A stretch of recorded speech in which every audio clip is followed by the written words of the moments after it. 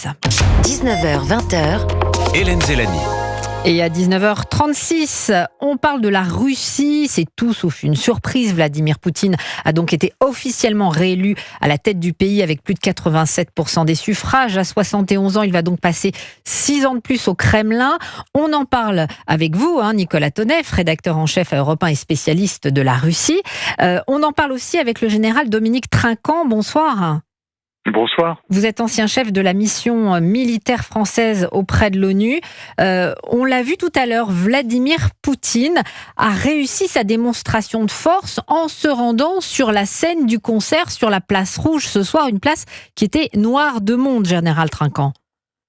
Oui, enfin, noir de monde, on sait comment ça se passe en Russie. Il y avait un certain nombre d'étudiants qui avaient été amenés par leurs universités.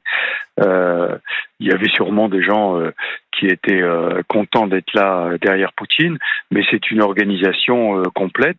Et c'est vrai que il est l'homme fort, entouré de ces trois concurrents qui en fait l'ont bien aidé pour être élu, puisque aucun ne le contestait. Des faux concurrents. Oui, des faux concurrents, exactement. Et ça lui permet maintenant d'entamer une nouvelle phase qu'il a annoncée. Et je pense que la nouvelle phase, c'est essentiellement le renforcement de son pouvoir en Russie.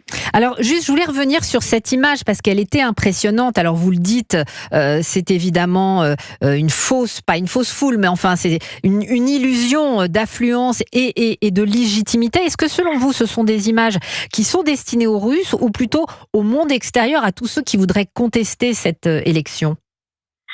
Je pense que les deux, d'abord personne ne contestera l'élection, c'est pas une élection, donc elle n'a pas besoin d'être contestée, c'est un processus administratif qui a nommé le successeur du président Poutine, c'est-à-dire Poutine lui-même. Mais ce que je pense, c'est que c'est d'abord pour la population russe, et puis aussi pour donner l'illusion d'un processus aboutissant à la désignation d'un chef de l'État. Mais je pense que c'est d'abord pour la population russe, pour essayer de marquer le pouvoir du président Poutine et la fermeté de son pouvoir. Alors justement, vous parlez de la population russe, Nicolas Tonev. Je sais que la question est toujours assez difficile. Est-ce qu'on a une idée de l'ampleur du soutien réel des Russes à Vladimir Poutine ? Alors c'est toujours très compliqué à estimer puisque le principe de base de la population russe depuis des centaines d'années, c'est la survie. Et pour survivre, il ne faut pas montrer que l'on pense et il ne faut pas dire ce que l'on pense. Donc en principe, on s'efforce toujours de se protéger. Donc se protéger, ça veut dire exprimer le soutien au pouvoir. On a pu voir que ce soutien se lézardait. Hier, c'était très intéressant, l'opération vote à midi. Alors évidemment, ça n'était pas des dizaines de millions de personnes, mais on a pu voir quand même que beaucoup de gens dans la région de Moscou et de Saint-Pétersbourg ont répondu à cet appel. Et pour moi, c'était vraiment une des premières fois que l'on avait en quelque sorte un sondage vérité sur ce que pensent les Russes, à savoir qu'ils se sont, en se montrant, ils ont montré aussi leur opposition. Et donc, elle existe, cette opposition. Et justement, cette opposition, est-ce qu'elle est peut-être plus développée chez les jeunes qui ont peut-être davantage accès au monde extérieur via les réseaux sociaux ? Alors, on a vu beaucoup de jeunes, effectivement, dans les files d'attente, y compris dans les régions très éloignées, Vladivostok, Irkoutsk. Donc ça, c'est extrêmement positif pour l'opposition. Et d'ailleurs, une des personnes qui travaillent pour le comité Navalny se disait que finalement, il fallait peut-être arrêter le principe de tenter des petits meetings cosmétiques, kosmicheski, comme il disait, ça veut vraiment dire de tout petits meetings, et peut-être aller vers plus de manifestations de ce genre qui respectent la loi, parce que ça, c'est très très important. Si l'opposition veut que les gens sortent dans la rue, il faut impérativement que ça se passe dans un cadre légal. Comme là, vous êtes juste allé voter, c'est tout. Il se trouve que c'était pour exprimer votre opposition, mais vous êtes juste allé voter. Et le cadre légal est très important afin que les gens n'aient pas peur de s'exprimer. Général Trinquant, on parlait à l'instant d'Alexeï Navalny. Pour la première fois de sa vie, c'est quand même important, Vladimir Poutine a prononcé le nom d'Alexeï Navalny, qui, on le rappelle, est mort en prison à la mi-février. Il a dit c'est la vie, et puis il a quand même confirmé qu'un échange de prisonniers était prévu avant sa mort. Est-ce qu'on peut imaginer qu'autour d'Alexeï Navalny, il y ait une forme d'opposition qui puisse exister à terme en Russie ? Alors écoutez, le premier point, c'est que le président russe en parle après sa mort et après l'élection. C'est-à-dire qu'en grand vainqueur, magnanime, il daigne parler de son opposant, annoncer qu'il aurait pu l'échanger. C'est une vaste rigolade, si vous voulez, de dire ça une fois qu'il est mort. Il aurait pu le faire depuis longtemps. Voilà, c'est le premier point.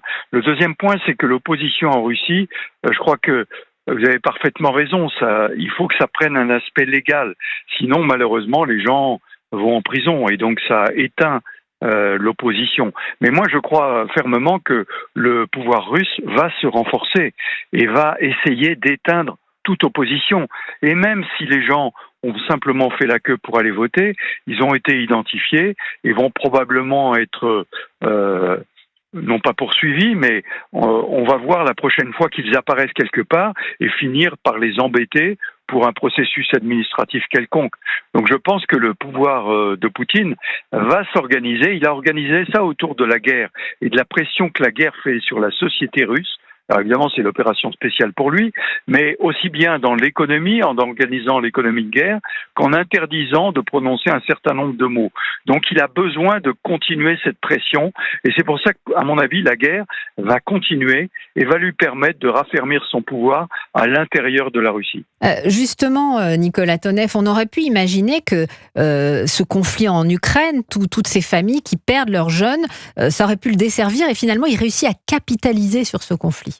Là encore, moi, je serais un petit peu plus réservé parce que finalement, on voit une espèce d'enthousiasme, mais est-ce que cet enthousiasme vu sur les télévisions reflète la réalité? On a quand même vu dans les républiques du Bachkortostan, en Bouriatie, des protestations assez massives. Il y a quand même beaucoup d'hommes qui meurent, beaucoup de femmes qui se retrouvent seules. Donc moi, je ne serais pas aussi affirmatif. Les sanctions fonctionnent aussi tout de même en Russie, touchent également réellement les porte-monnaies des Russes. Il y a des produits alimentaires qui ont énormément augmenté. Et puis il y a des choses que l'on peut remarquer également sur les télévisions. Moi, quand je regarde le soir derrière les envoyés spéciaux, je vois la circulation à Moscou. On voit qu'il y a beaucoup moins de circulation qu'avant. Normalement, Moscou est une ville qui est vraiment pleine de bouchons jour et nuit. Là, on voit beaucoup moins de voitures. J'ai des amis russes qui me disent qu'en fait, l'économie ne va pas très bien, à tel point que, par exemple, il y a plus de jours fériés, qu'il y a plus de jours d'après-fête. Et cela sert à dissimuler, en quelque sorte, en fait, le chômage ou les difficultés économiques. Merci beaucoup, Nicolas Tonev. On aimerait continuer à parler de ce sujet qui est vraiment passionnant. On va bien sûr aussi y revenir. Un grand merci d'avoir été en direct dans ce studio. Un grand merci à vous, Général Trinquant, ancien chef de la mission militaire française auprès de l'ONU.